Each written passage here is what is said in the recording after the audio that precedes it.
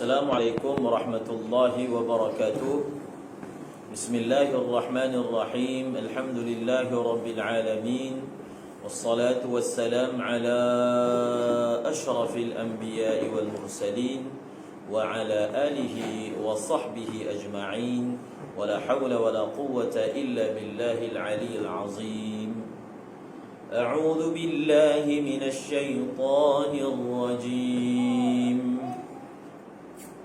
بسم الله الرحمن الرحيم ألم يأتكم نبأ الذين من قبلكم قوم نوح وعاد وثمود والذين من بعدهم لا يعلمهم إلا الله جاءتهم رسلهم بالبينات فردوا أيديهم في أفواههم وقالوا إنا كفرنا بما أرسلتم به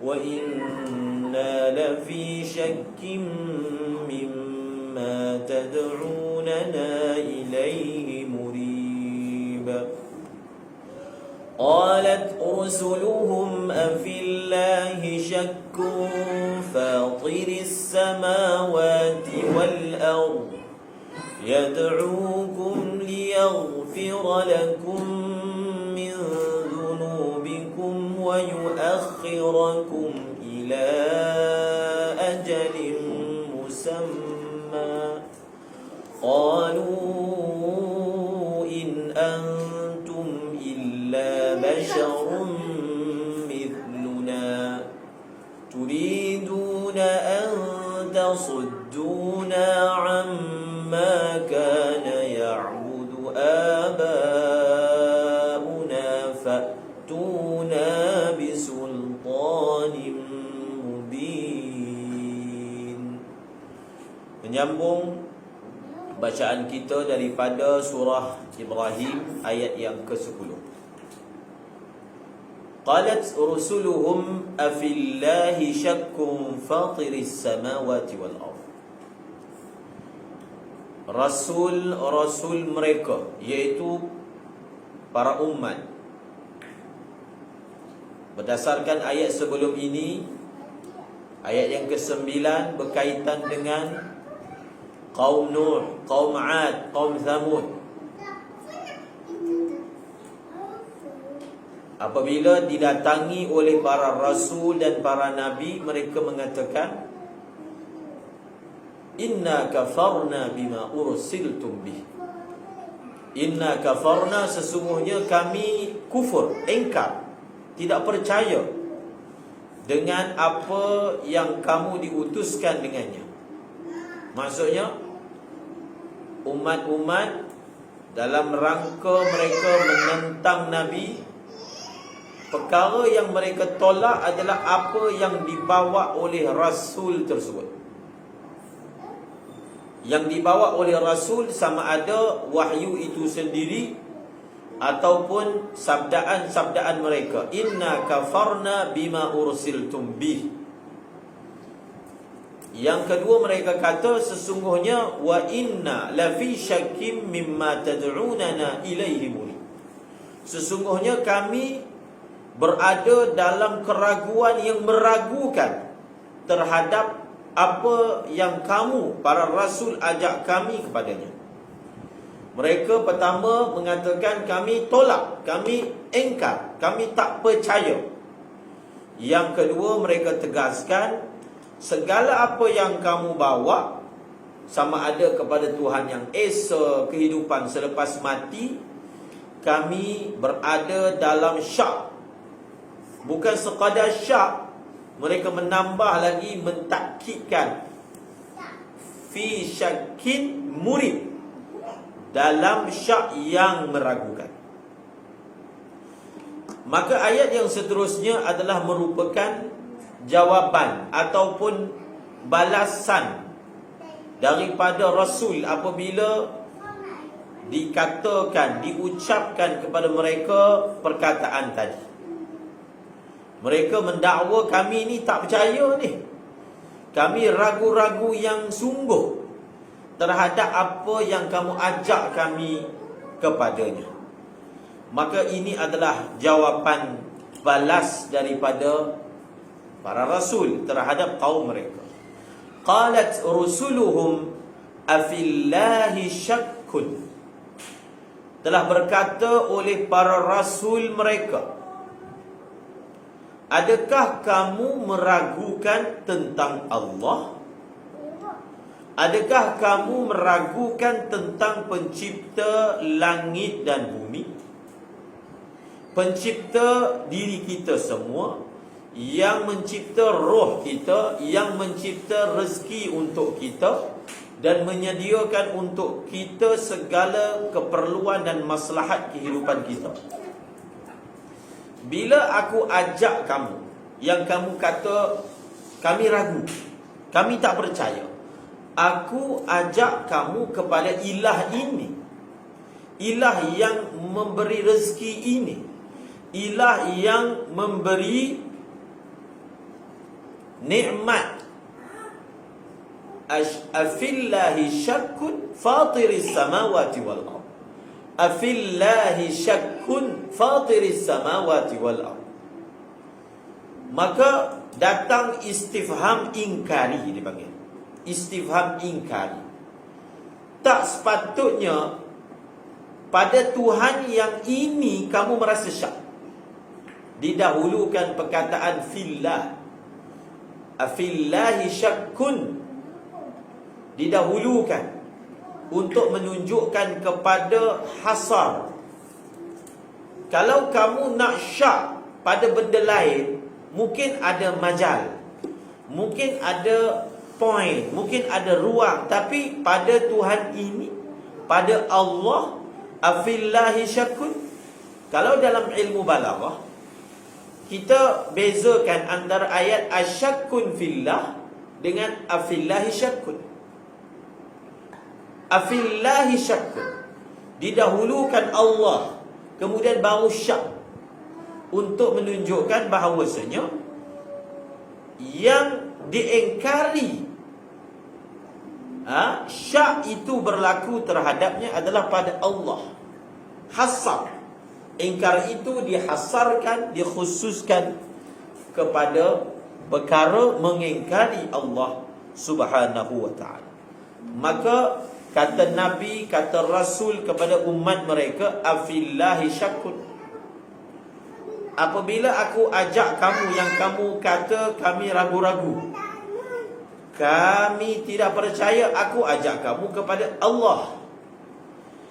Dan apabila aku ajak kamu untuk tidak menyembah, aku mengajak kamu tidak menyembah kepada selain Allah. Maka adakah mengajak kepada Allah ini kamu ragu-ragu? Adakah kepada kewujudan Allah ini, keesaannya Allah ini kamu ragu-ragu? Maka ini dipanggil istifham ingkari. Maksudnya apa? Maksudnya kamu tidak sepatutnya ragu-ragu. Maka kata Al-Imam Ar-Razi, perkara-perkara ini, apakah dalil menunjukkan kepada kebenarannya? Akal. Maksudnya kata Nabi, kata Rasul kepada umatnya, Tuhan Allah, pencipta langit dan bumi, kamu tidak sepatutnya mengingkarinya, kerana kebenarannya, kesahihannya disaksikan oleh akal. Disaksikan oleh akal.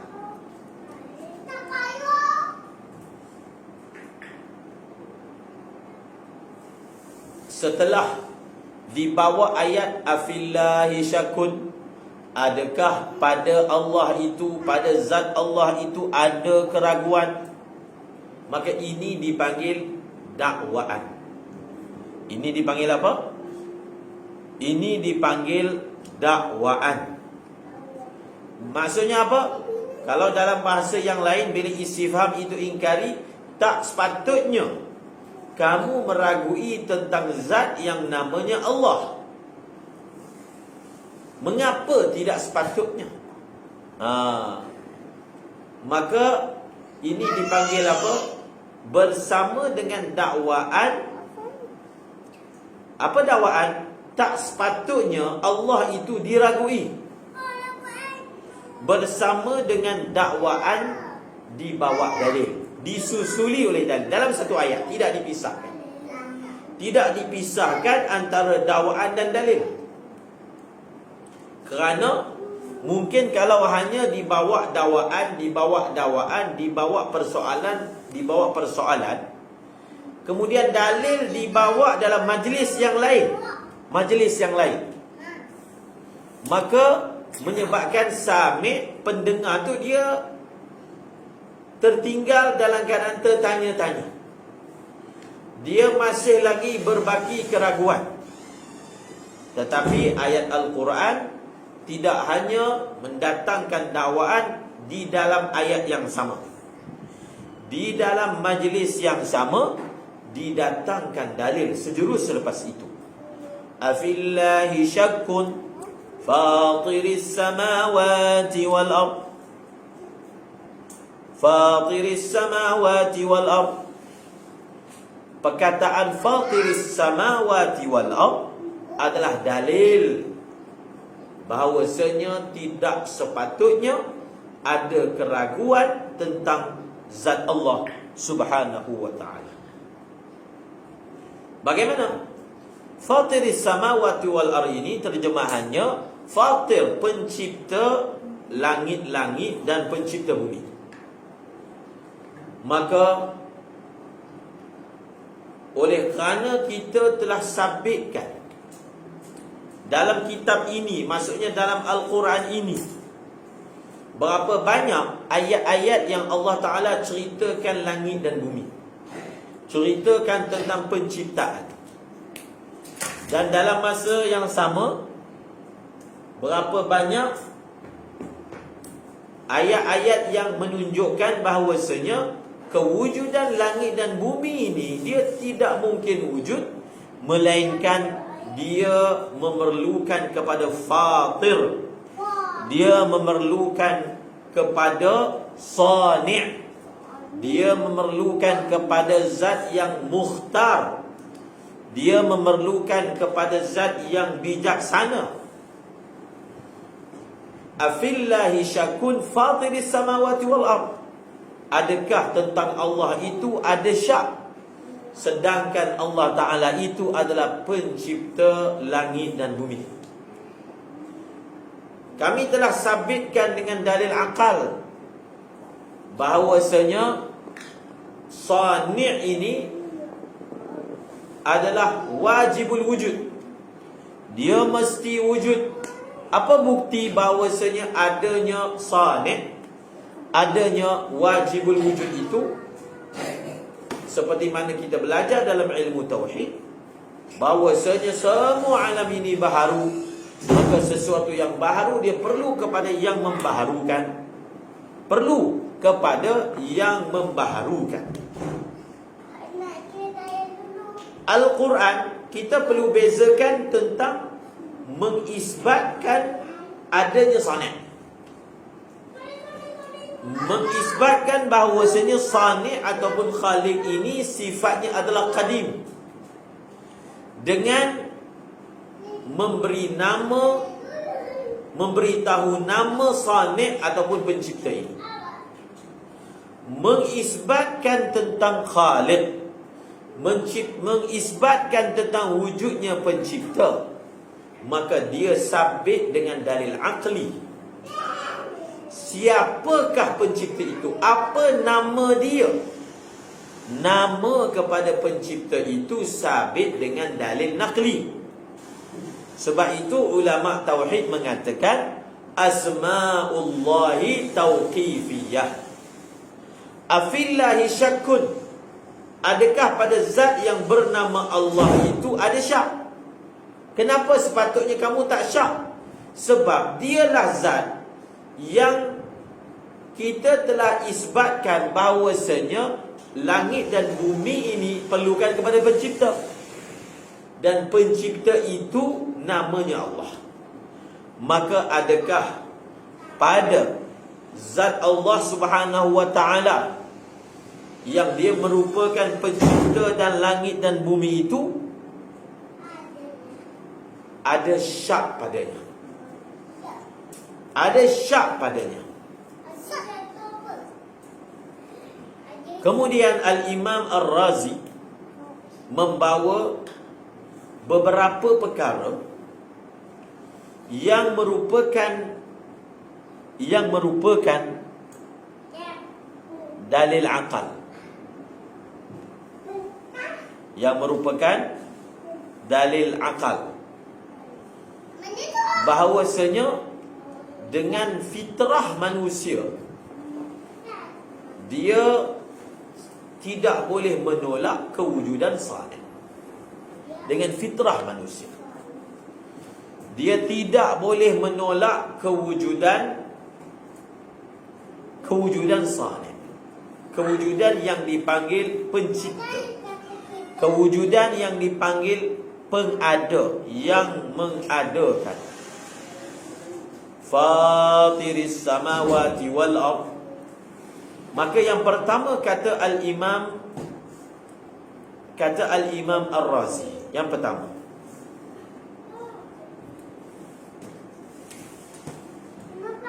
sebahagian ulama ma'qulat berkata, bila satu orang dia tampar muka budak kecil, satu tamparan,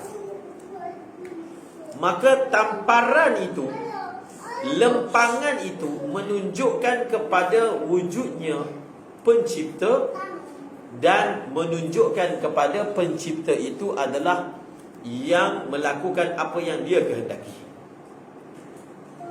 Lempangan itu menunjukkan adanya yang dipanggil taklif.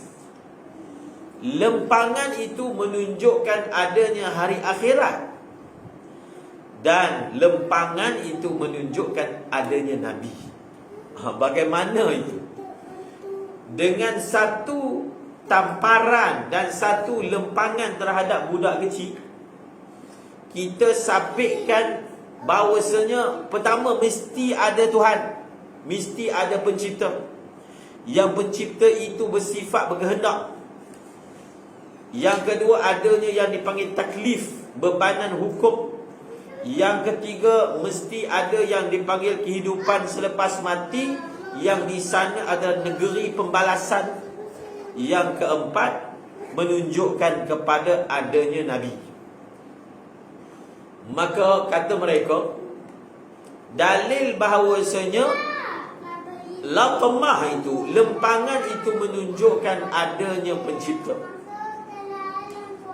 Macam mana? Macam mana kita boleh sabitkan? Dia kata bila budak ni yang berakal, bila dia kena tampar atas muka dia, dia akan berteriak, dia akan memekik.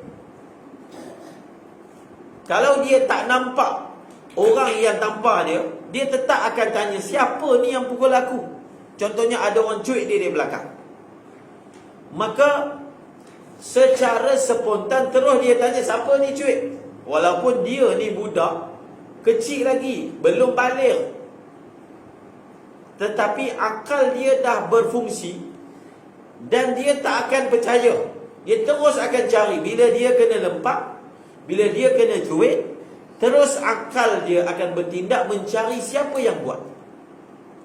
Dia tak akan boleh terima benda itu jadi sendiri. Dia akan tercari-cari, ni siapa ni yang buat ni? Siapa yang cuit saya ni? Siapa yang lempang saya ni? Reaksi spontan itu tidak lain tidak bukan menunjukkan kepada fitrah manusia tidak akan terima satu benda itu berlaku sendiri. Fitrah dia. Dan dia pasti tidak akan percaya bahawasanya ia berlaku sendiri. Bahkan fitrah dia akan terus bertanya, bagaimana lempangan ini berlaku sebelum ni tak ada, sekarang ni ada, maka mestilah adanya itu kerana ada sesuatu ataupun ada seseorang yang melakukannya. Ada seseorang yang melakukannya. Maka kata sebahagian ulama ma'qulat, ulama akal, kalaulah fitrah manusia, benda seremeh itu, benda sekecil itu pun fitrah menyaksikan bahawasanya perlukan kepada fa'il, maka bagaimana alam sebentang luas yang ada di hadapan kita ini, maka lebih-lebih lagi lah fitrah tidak akan percaya, tidak boleh terima bahawasanya ia berlaku begitu sahaja tanpa ada yang mengadakannya, tanpa ada yang melakukannya. Itu yang pertama. Yang kedua, lempangan itu menunjukkan ada yang dipanggil taklif, bebanan hukum. Kerana budak tu, bila dia kena lempang, dia akan berteriak. Maka dia akan tanya, pertama dia akan tanya siapa yang buat ni. Kemudian dia akan kata, kenapa buat kat saya macam ni? Kenapa cuit saya? Ataupun kenapa pukul saya? Kenapa pukul saya? Itu reaksi spontan ni daripada budak yang tak pernah belajar, budak yang masih kecil. Dia ada akal. Maka ia menunjukkan bahawasanya fitrah manusia ni menyaksikan bahawasanya perbuatan manusia ini dia duduk bawah perintah dan juga larangan yang kita panggil taklif. Maknanya dia tetap akan bertanya kenapa dia buat. Maksudnya perbuatan manusia itu ditanya kenapa dia buat. Kalau benda tu tak elok, maka fitrah manusia akan bantah benda ni tak elok, benda ni tak sepatutnya buat. Maka fitrah manusia ada menunjukkan bahawasanya ada satu benda ini dia duduk bawah boleh buat, duduk bawah tak boleh buat. Bukanlah manusia ini diciptakan dalam keadaan dia boleh buat apa yang dia suka. Dan yang ketiga, laqmah ataupun lempangan itu menunjukkan wajibnya ada yang dipanggil negeri pembalasan. Bagaimana? Jadi bila budak ni diperlakukan seperti itu, maka dia akan minta, dia akan tuntut supaya dibalas balik. Dia dapat balas balik orang yang buat macam tu pada dia. Dia tak akan tinggalkan. Maka kalaulah fitrah manusia menunjukkan bahawasanya untuk amalan sedikit, untuk jenayah yang kecil seperti ini, jiwa meronta-ronta, benda ini kena dibalas, tak sepatutnya buat macam ni. Maka bagaimana dengan amal-amal yang besar? Bagaimana kesalahan-kesalahan yang besar? Dan bagaimana dosa-dosa yang besar yang dilakukan oleh manusia? Lebih-lebih aula lagi ia menunjukkan kepada. Dan yang keempat, bagaimana dengan satu lempangan kita boleh buktikan bahawasanya wajibnya ada yang dipanggil satu orang manusia yang diberi wahyu kepadanya, yang manusia itu dipanggil Nabi dan manusia itu dipanggil Rasul. Kenapa? Kerana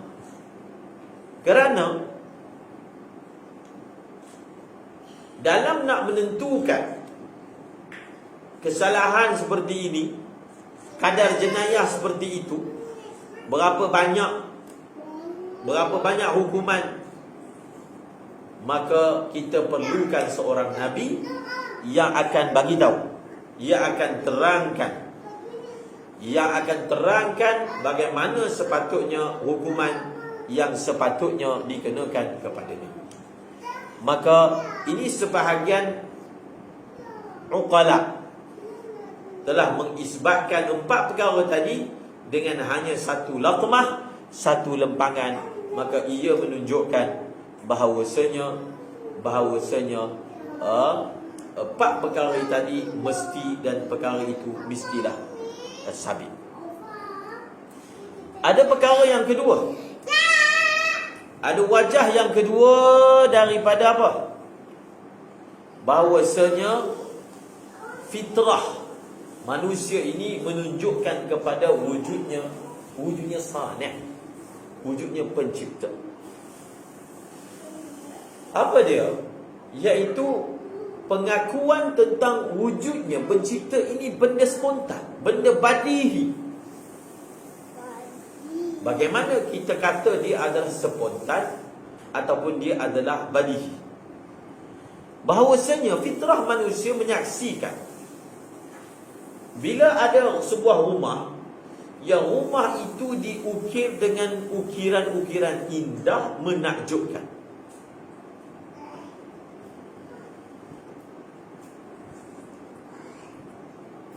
Bila satu jiwa, satu orang manusia yang ada fitrah, dia tengok rumah yang syarat dengan ukiran yang indah, yang cantik, maka fitrah dia itu akan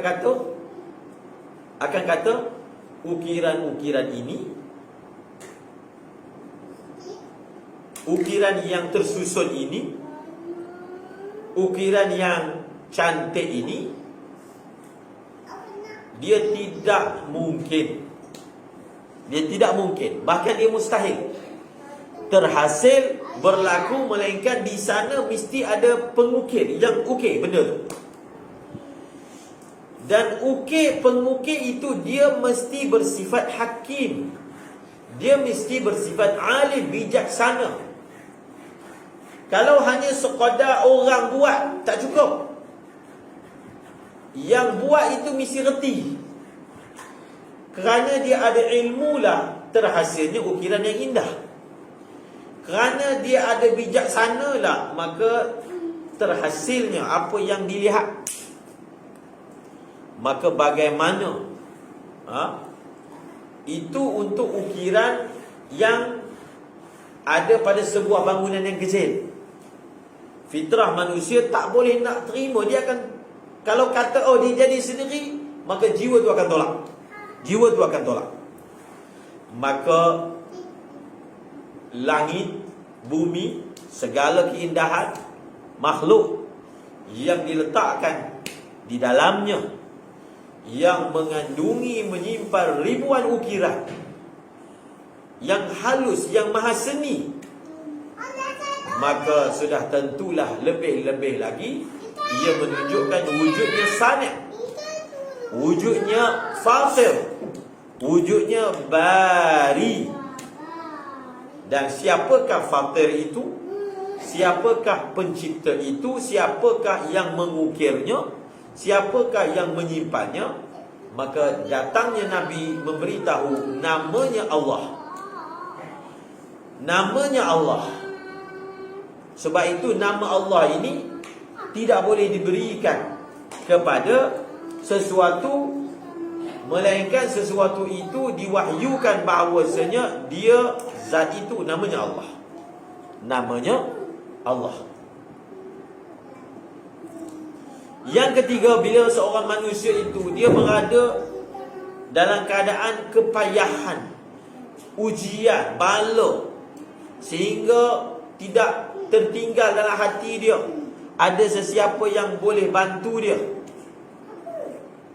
maka tiba-tiba daripada sudut hati dia, lubuk hati dia, dia mencipta.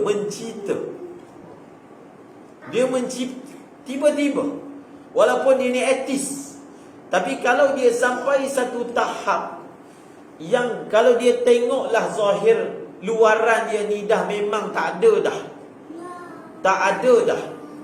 asbab zahir, tak ada orang, tak ada benda yang boleh selamatkan dia, maka daripada sudut hati dia, dia meronta-ronta ni. Dia meronta-ronta supaya ada zat yang gaib yang selamatkan dia, yang bebaskan dia daripada apa yang dia tersekat dalamnya. Maka ini semua tidak lain menunjukkan kepada asal fitrah manusia yang mengakui bahawasanya perlunya kepada Khaliq, kepada pencipta. Kepada apa? Kepada pencipta. Qalat rusuluhum afillahi syakkun fatiris samawati wal ardh يدعوكم ليغفر لكم من ذنوبكم ويؤخركم إلى أجل مسمى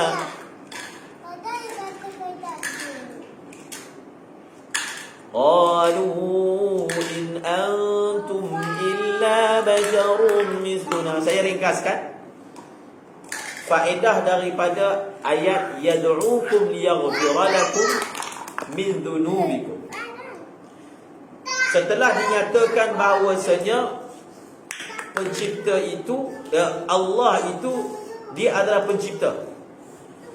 Dia adalah pencipta langit dan bumi.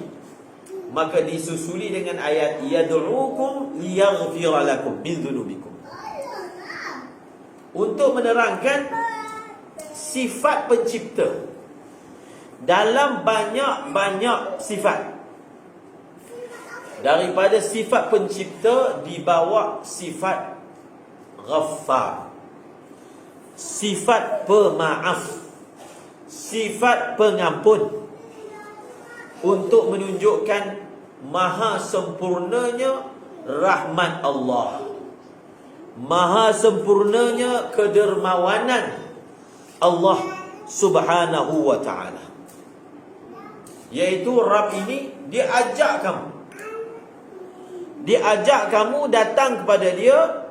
Kamu dalam keadaan kufur, kamu dalam keadaan zalim, dia ajak kamu datang untuk dia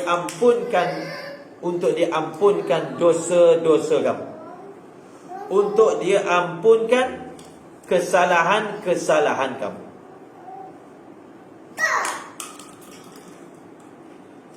Yad'ukum liyaghfira lakum min dhunubikum. Cuma ditanya,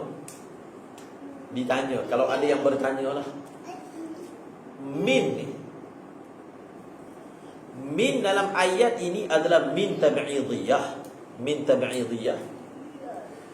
Jadi kalau nak menunjukkan kesempurnaan pengampunan, maknanya ada sebahagian dosa yang dimaafkan. Dia mengajak kamu untuk dia ampunkan kamu sebahagian dosa kamu, sebahagian sahaja. Sebahagian, maknanya ada lagi sebahagian dosa zahirnya macam tak diampunkan. Maka Al-Imam Az-Zamakhsyari dalam tafsir Al-Kasyaf mengatakan,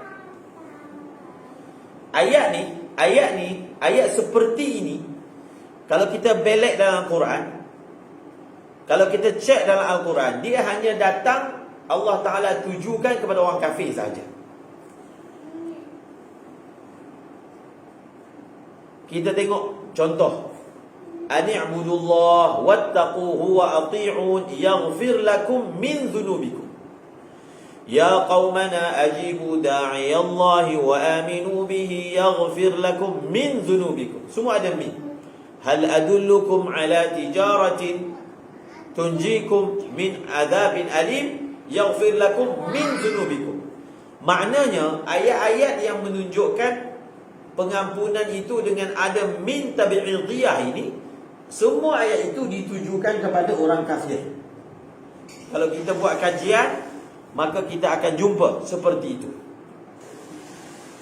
Maka kata Al-Imam Zamakhsyari, seolah-olahnya Allah Ta'ala dalam berbicara dalam soal keampunan, bezakan antara menujukan khitab itu kepada orang kafir, dan yang kedua menujukan khitab itu kepada orang Islam. Sebab apa? Untuk nak menunjukkan makam keampunan Allah yang diperolehi oleh orang kafir dengan orang Islam itu tak sama. Bila tu tak sama? Di hari akhirat. Di hari akhirat. Ada satu lagi tafsiran. Min itu untuk bezakan antara dosa-dosa manusia yang melibatkan hak-hak Allah dan dosa-dosa manusia yang antara dia dengan orang lain. Allah akan ampunkan sebahagian dosa kamu, iaitu yang kamu buat dengan aku. Adapun yang kamu buat dengan orang lain, kamu kena minta maaf dengan dia. Kamu kena minta keampunan daripada dia. Ini kalau kita tafsirkan, min itu adalah min tabi'idiyah. Adapun Al-Wahidi dalam tafsirnya menakalkan daripada Abu Ubaidah mengatakan min ini adalah min zaidah. Min ia min zaidah. Jadi kalau min zaidah ni tak perlu kita nak jawab apa-apa lah. Maksudnya dia mengampunkan dosa-dosa kamu. Bukan diterjemahkan sebagai mengampunkan sebahagian dosa kamu, tetapi mengampunkan dosa-dosa kamu. Maka semua dosa akan dimasukkan dalam pengampunan Allah Subhanahu wa ta'ala.